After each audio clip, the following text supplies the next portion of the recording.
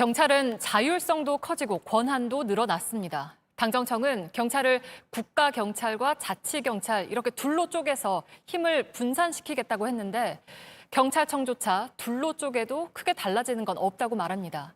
또 민간인 사찰 의혹에 댓글 공작까지 말 많고 탈 많던 정보경찰은 그대로 유지됩니다. 이서준 기자입니다. 지난 1월 검경 수사권 조정안이 통과된 뒤 여당도 경찰에 쏠린 힘을 우려했습니다. 경찰은 인원이 12만 명이나 되는 거대한 권력기관에다가 검경 수사권 조정으로 인해서 권한도 많이 커졌습니다.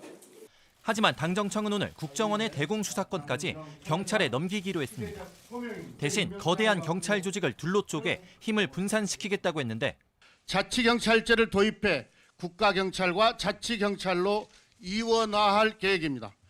운영은 일원화하겠다고 했습니다.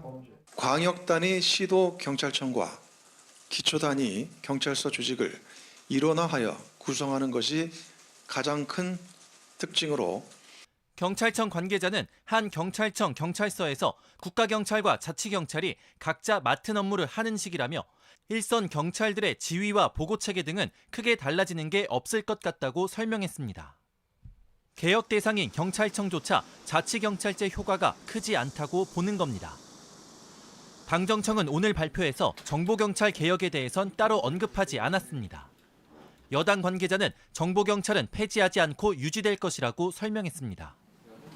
정보경찰은 지난 정부에서 세월호 유족 등 민간인 사찰과 선거 개입 의혹이 불거지면서 개혁 대상으로 꼽혀왔습니다.